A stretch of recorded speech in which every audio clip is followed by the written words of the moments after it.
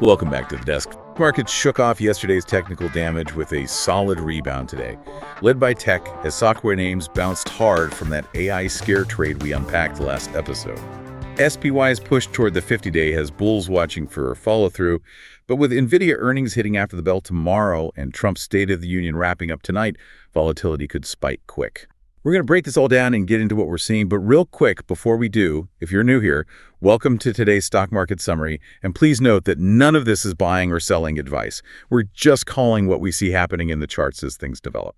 It was definitely a relief to see buyers step up today. Yeah, it really was. But honestly, don't let those headline numbers fool you. When you dig into the sectors, the picture is, well, it's a lot messier than just saying stocks went up. Right. We were still seeing a lot of that daily chop. Exactly. We are still in a very choppy environment on the daily time frame. And getting specific on that chop, the S&P 500, the SPY, it ran up to its 20-day moving average, which is great for momentum, but then it just slammed the brakes right at the 50-day line. Yeah, that 50-day is giving traders a lot of anxiety right now. It's basically the line in the sand. It is. It's the line between a short-term correction and a real trend change.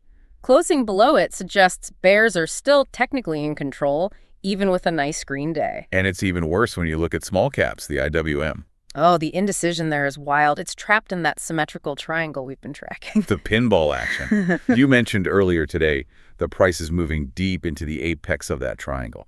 Right. And for anyone not staring at charts all day, think of an apex like a spring being compressed between two hands. Buyers pushing up and sellers pushing down. Exactly. And the room to move just gets smaller and smaller. The market is coiling up. So when it gets squeezed that tight, it rarely just drifts away. No, it usually snaps violently in one direction. It tells us a massive move is loading. We just don't know which way yet. Which makes things tricky, because usually in a risk-on market with tech rallying, you'd expect defensive stocks to tank. Yeah. But they didn't. They did not. That's the mixed signal here. Utilities, ticker XLU, actually broke out to the upside. And consumer staples held firm too. Yeah, so you have traders buying risky AI software and safe haven utilities at the exact same time. That is confused money. Speaking of confusing, let's check the watch list. Apple is acting a bit like the small caps. AAPL is in its own symmetrical triangle right now, testing that upper resistance line. Critical test. If bulls can't punch through here, Apple could roll over. And given its weight in the indices, that drags everything down. But on the flip side, we're seeing a much clearer setup in Dollar General, DG. Yeah, forming a nice high base, shot up, trading sideways in a tight range, refusing to give back gains, constructive strength. This brings up a huge point, though. Conflicting signals everywhere.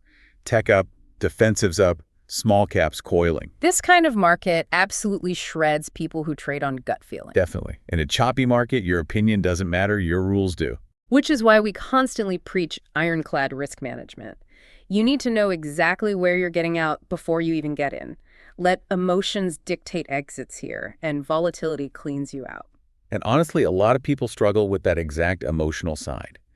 Grok Trade's mentorship program focuses specifically on building this edge. Right, teaching real-time chart reading and stopping those emotional exits. It's a rigorous program, full support until you've recouped your investment, treating it like a business, not a casino. Exactly. Hey, don't forget, if you got a stock you're watching or a question about the markets, let us know in the comments. We want to know what you're tracking to make these videos more relevant if possible, and we'll do our best to talk about what we see in a future episode.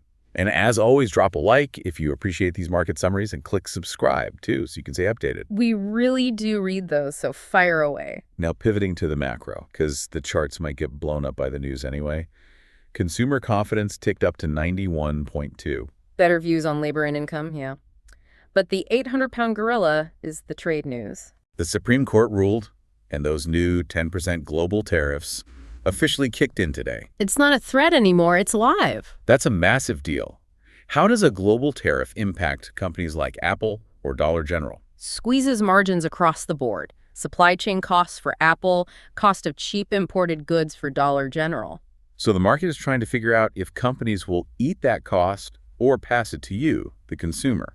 And if they pass it on, inflation spikes again. That's the big fear hanging over this rally. Plus, we might get some clarity, or maybe more confusion, tonight during Trump's State of the Union. Traders are staying flat because nobody wants to be caught on the wrong side of a surprise policy announcement. Let's briefly hit crypto and metals. Bitcoin looks heavy. down 1%. Heavy is polite. It's staring down the edge of a cliff. No real floor there amid the macro jitters. And gold and silver took a hit too. Gold down about 1.4%, silver down 1.85%. Yeah, since stocks bounced today, money flowed out of those safety trades, except for the dollar DXY, which is creeping higher but hitting resistance at its 50-day moving average. So here's the big question for you to mull over.